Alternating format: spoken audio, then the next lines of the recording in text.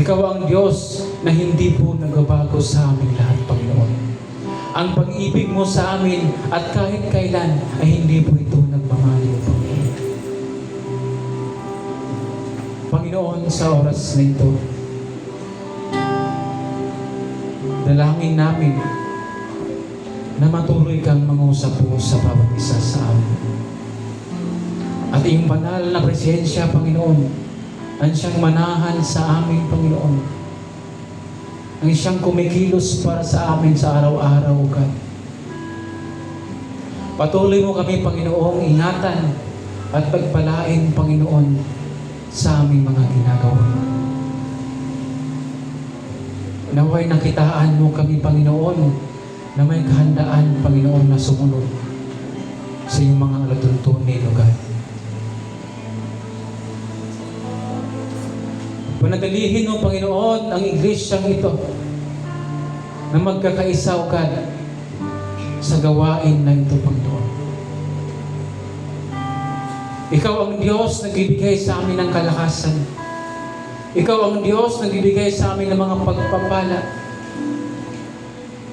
Ikaw ang Diyos na naghihilom sa aming mga karamdaman. Panginoon, sa oras na ito, sa aming mga kapatiran, kaibigan, malapit sa buhay, kapatid sa mananampalataya, na sa oras na ito, Panginoon, ay mayroon pong dinaramdaman.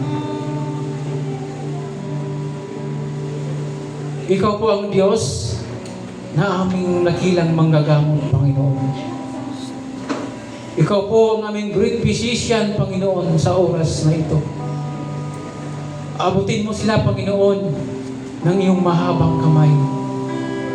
At pagilingin, Panginoon, sa kanilang karamdaman. Tuman ay physical na karamdaman, spiritual, o mga relasyon, Panginoon, na nasira, O God. I declare blessing upon us, O God. Patuloy ka, Panginoon, na manahan sa pag-isa sa amin. Patuloy mo, Panginoon, iparamdam sa kanila ang iyong pagmamahal ay walay humpay at walang limitasyon, Panginoon.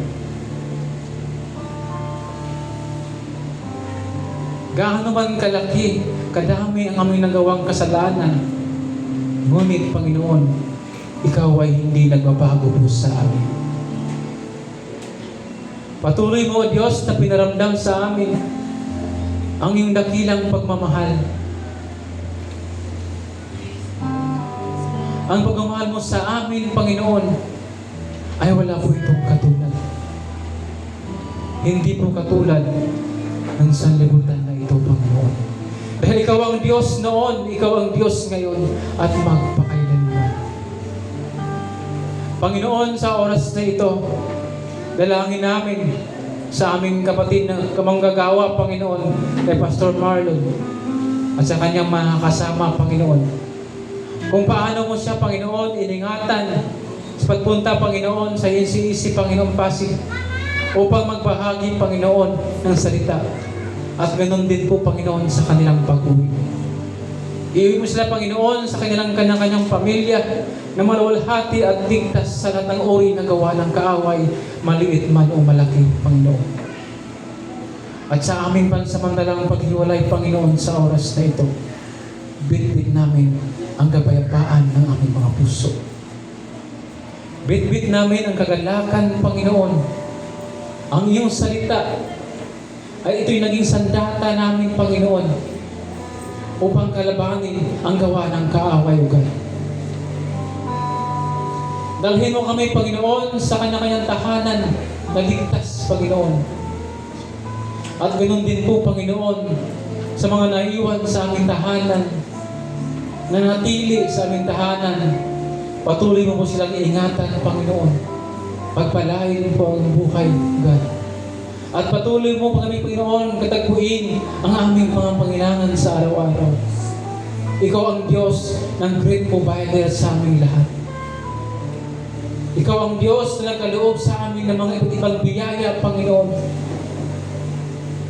Patuloy ka naming sambahin at papurihan, Panginoon, habang kami po ay nabubuhay sa mundo.